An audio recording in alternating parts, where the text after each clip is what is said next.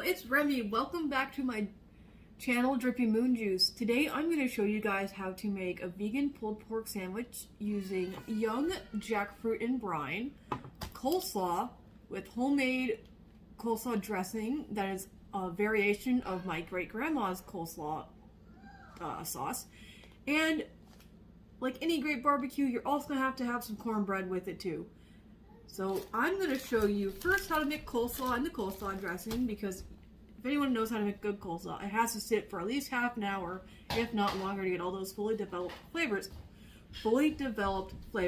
And now, while that's sitting, we'll get, once that's in the fridge, we'll get the cornbread going, and then the last thing I will make is the pulled pork, because the research I've done on it says it takes about like 10-20 minutes to make. Everything else takes like forever and a half to make. Alright, so here's the coleslaw. I'm just going to use a prepackaged coleslaw mix from Dole, which is carrots and cabbage. Alright, boop. We're just going to pour this into our bowl here. Alright, so we have our cabbage and carrot mixture here in our bowl. Alright, so we're going to do a half cup of vegan mayonnaise. This certain brand is Hellmann's. I've never used Hellmann's before. I usually just go with Sir Keatington. Has a really good flavor to it. Jars, so I don't have to do this.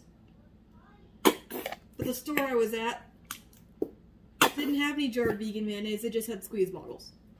Now I get a giggle like an inappropriate 13-year-old boy when it makes farting noises. Alright, so we're just going to scoop that right into our coleslaw mix.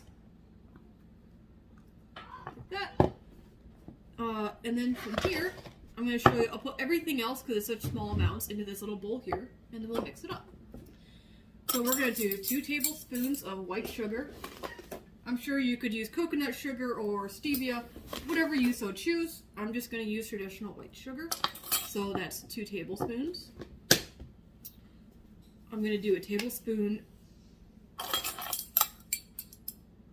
of spicy brown mustard. I would like Dijon, but I didn't buy that.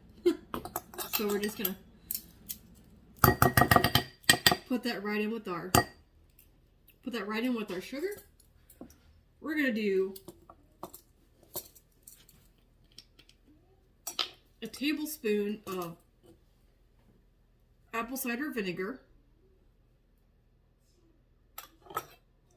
That's gonna help give it a good acid to it. So will the lemon juice I used next.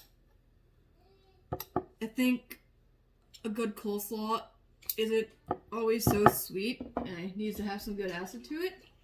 I got this ridiculously sized bottle of lemon juice from Costco. It came for a 2-pack for like cheap. It says store-like wine, so I just sort in my fridge. So I'm going to do a tablespoon and about a half of lemon. It's just going to give it a nice citrusy brightness. I hope it's not... Well, and the cool thing about coleslaw is it's kind of forgiving. If it's too vinegary, you can add more sugar. If it's too sweet, you can add more bite to it with your vinegar or your lemon juice. We're just going to mix this up real quick. And then pour it in here with the rest of our stuff. Then all we're going to do is we're just going to toss it. Ever so gently. Normally I would mix everything up and then pour it on here, but I didn't have a big enough container for that today. Add more mayonnaise, but I can do that later after it's sat for a while. I don't like to oversaturate, because when it sits, it has time to kind of like commingle and get a little runny, but I don't think it's going to get super runny, which is the consistency I'm looking for. I like it runny, but I'm planning on making like a barbecue bowl with this, so I don't want it super runny. Otherwise, it'll just kind of feel like be too much. Alright, so this is our vegan coleslaw. We're just going to throw this in the fridge and let it sit for about an hour or so to the cornbread part of our story time video. Whatever. I've got my oven at 400 degrees. This recipe, I just veganized Betty Crocker's cornbread recipe. It's a big hit in my family, like everyone eats it. So it wasn't that hard to veganize, actually. You replace the egg with a teaspoon of oil, or a flax egg, however you want to do it. Just a teaspoon of oil seems to work better with this recipe.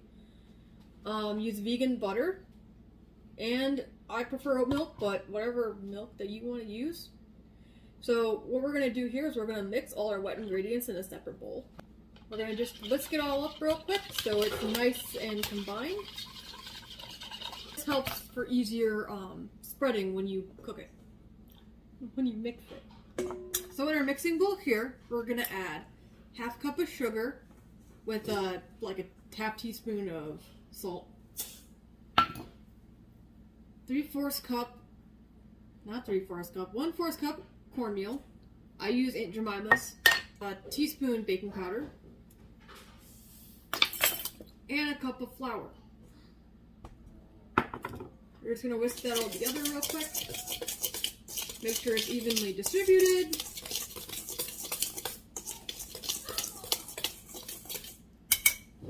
Alright, and then we're just going to pour in our liquid. Alright, so we got our liquids and our dry in here. We're just going to whisk it up real quick. You don't want to over whisk it. Little lumps are okay. I kind of treat it like pancake batter. You don't want to over mix it because then you just get tough cornbread. So then what I like to do is let it sit for like 5 minutes so then it can aerate and kind of like hang out with each other. And that gives me enough time to grease my pan. Find my pan, grease my pan, and pour it in there. Alright, so our cornbread's had quite a bit of time to just hang out and get to know each other. So we're just going to pour into our pie pan here. I couldn't find my cake tins. They're buried somewhere in my cupboard. So we're just going to use pie pan. And we're just going to scrape our batter into this, like so. Our cornbread batter. Now we're going to throw this in the oven for about 20-25 minutes at 400 degrees. And we're going to let it, after it's done, we'll let it sit. Right, so our cornbread is done. Look how beautiful this turned out. That is our delicious cornbread. So next we are going to make our jackfruit pulled pork. It's going to take about half an hour because you got to cook it down like you would any sort of normal pork recipe. So this is just 1 can of drained young jackfruit in brine, or is it water? So everything I've read, oh that's not going to be a whole lot. So everything I've read was you take out these hardcore parts and doesn't seem hot at all. So then you're just going to decor it kind of like you would an artichoke, I guess. I'm kind of taking inspiration from the Minimalist Baker's version of this. Mostly because I didn't have to make barbecue sauce by hand. I'm going to use cookies because I really like cookies barbecue sauce. Nothing against Sweet Baby Ray's, but that's all my kids have been eating lately. Okay. So I think I'm going to just kind of cut it. See if I can I peel it out? Yeah, we'll do that. We'll do this real quick. We'll pull it apart so we get more of a pulled pork-like texture.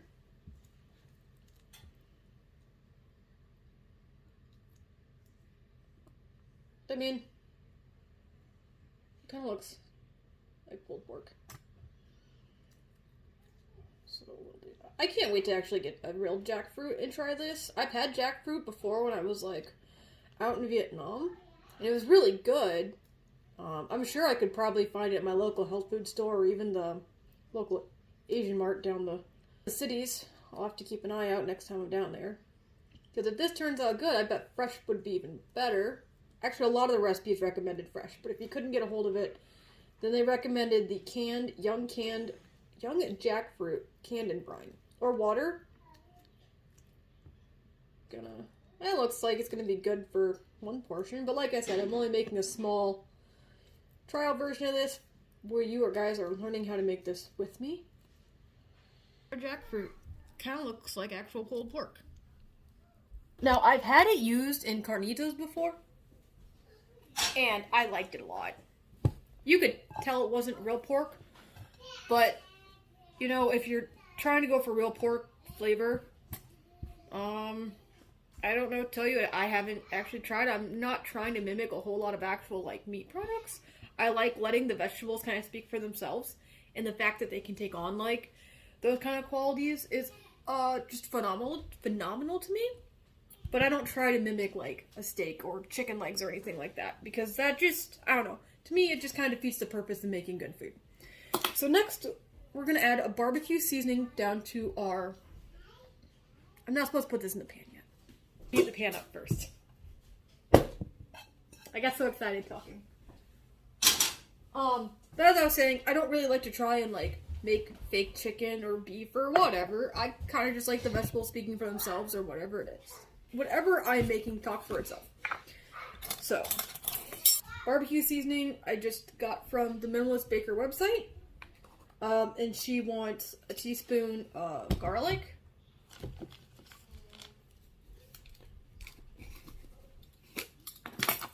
I think it's a she. I don't know. Now I think it's like a whole collaboration of people, but it used to just be the one. Half a teaspoon of chili powder. I have misplaced my... Oh, I'm using it as a stand. Half a teaspoon of salt. Looks about good. Half teaspoon of pepper. That looks good. 2 tablespoons brown sugar. That's something nice and sweet.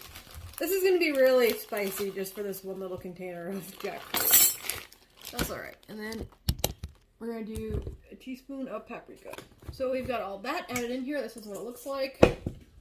Grab a spatula, give it a good mix in, get sure everything's nice and coated. So as I'm doing this, it would have been beneficial to actually make the spice in like a container and mix it all first. Then you get a more even coating, not like I'm doing.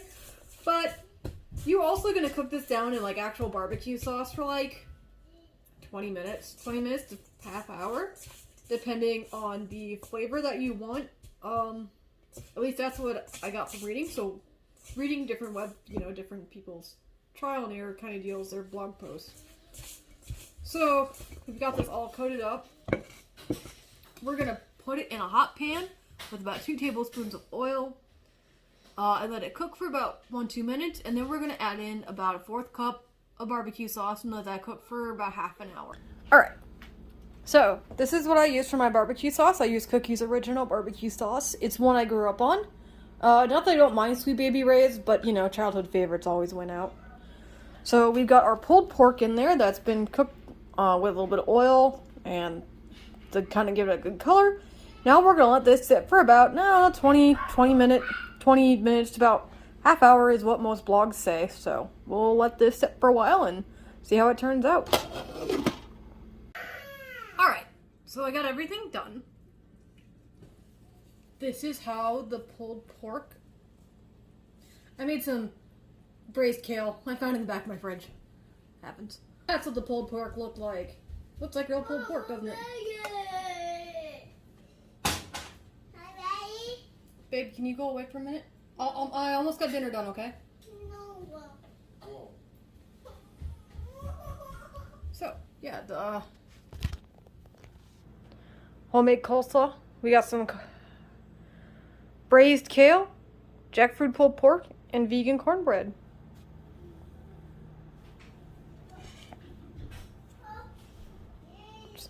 Boys, I will link my inspirations to the if I borrowed it from someone's blog or got inspiration mostly from them, I will link it down below. I will type up a quick Word document because a friend asked me if I could start typing up recipes, or if I can link recipes that I've used before.